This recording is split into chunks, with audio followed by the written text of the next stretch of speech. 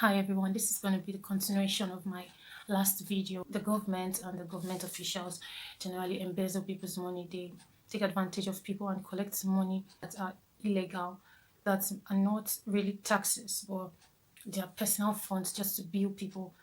Customs do that also. So in the airport, they embezzle funds and stuff. And every time I see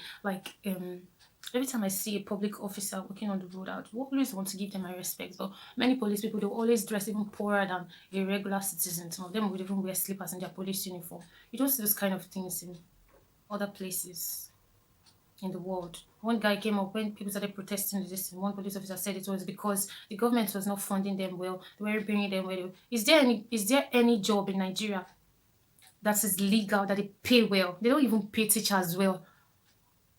Even if they even give you a 1 billion naira, you will still look for a reason to want to intimidate another person just because of you're holding a gun and because you don't have conscience. They'll say police is your friend. It's not every policeman that is corrupt. It's not true.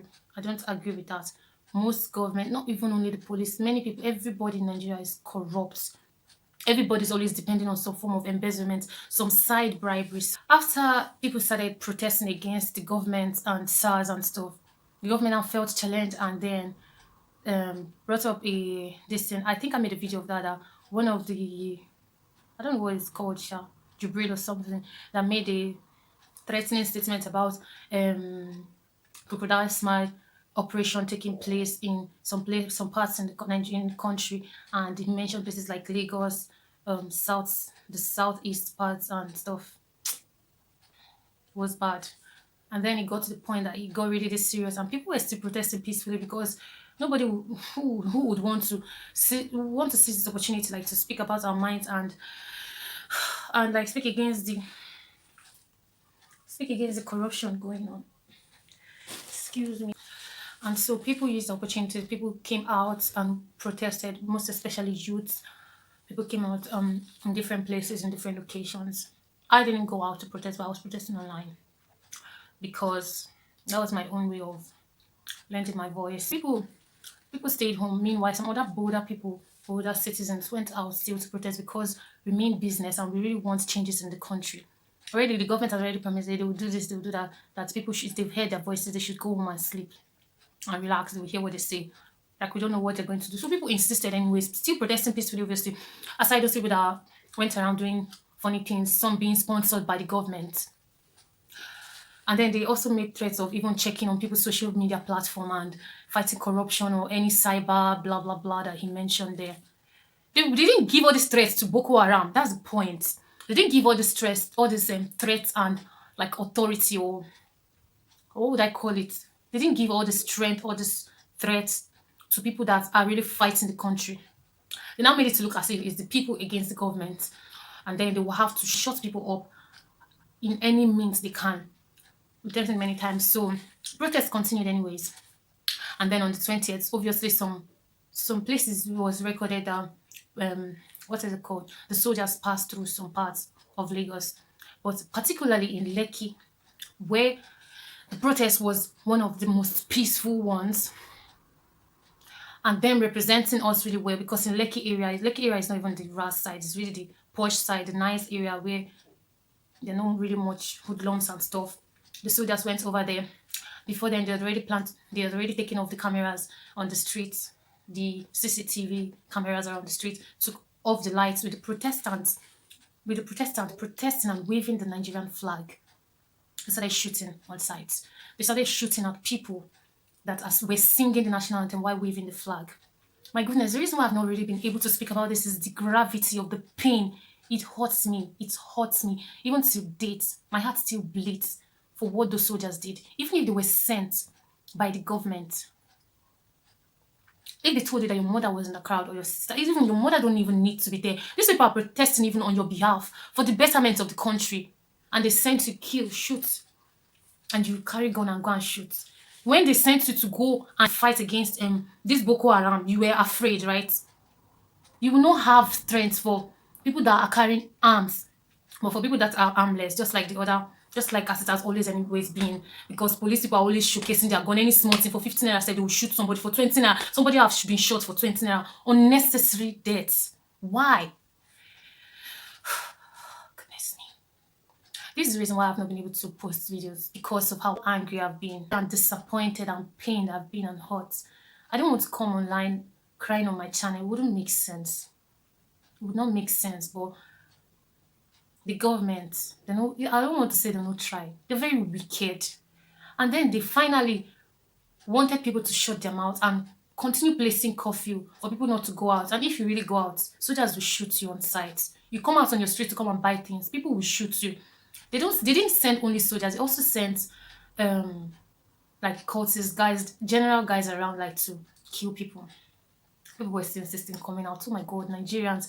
I've never known that Nigerians can be this one-minded until this period. And when all of these things were going on, there were many reasons that made me really go down low. Like I was emotionally down. Like I was devastated. I was sad. I was heartbroken. I was always crying that period.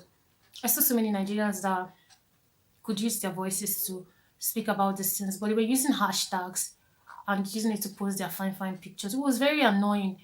I was like, some people here that were living abroad outside Nigeria were raising their voices. Meanwhile, some people were not. That period made me really go down. Like, there's nothing I hate as someone that's. There's nothing I really dislike as someone that doesn't care about others. Even if, yeah, many people will always say, I don't care, I don't care. But when something is going on with your brother, when something is going on, why don't you try to be human? These things were going on, and some influencers or some people were busy using the hashtag to post their how beautiful they are, their new things and everything. When you're supposed to lend your voice, when you're supposed to raise your voices on your country for your country. But when Black Life issue comes up or any of these foreign talks, you carry it and be jumping around. Well, it pained me. Many things pained me that period. Oh my goodness, that's why I've not been able to come, because I wanted to come here and compose myself while speaking about these things that went on. It wasn't a good experience. It wasn't a good experience. And then like things have kind of mellowed down. In Lagos, things like people continued being killed. Um the palliatives. You people know the story about the palliatives that they gave governments, many companies contributed stuff and gave governments foodstuffs to give to the people during the lockdown, and they kept it up to themselves, all to themselves. And people started discovering it and stuff. All of the strategy that they used during this period just to make the people look as if they're the ones fighting against the government, when you're fighting for a better life, and we're tired of these old men sitting on our money, sitting on our prosperity. And then the next thing they started doing is, yeah, they're actually threatening for that, is checking people's social media, blocking people, stopping people from posting, saying that many contents were lies, it was conspiracy to promote it, to promote violence. My posts have been reported many times, but it wouldn't stop me from speaking out. Nigerian government is very wicked, very heartless. Like students that have been in school since since this lockdown, because of this whole year, they won't be able to promote them. The chair people that are supposed to be in third year by now are still in their first year because of all the strikes that went on before this lockdown and the curfew, and this whole year has just been going. This 2020 has been a very of a year. Like it's been seriously challenging. 2020 is a year that we'll never forget. It's been a stuff of an experience. Mamma mia. But we thank God for life. We thank God for moving forward despite everything going on. We're all good. We stand stronger. So back to the Nigerian story. The government have imposed curfew and stuff. Okay, right now I don't think there's still curfew. Businesses have opened. They just wanted to. They killed. Oh, I didn't really talk about this 20th. Maybe I'm going to emphasize on it very well on a video, on my next video.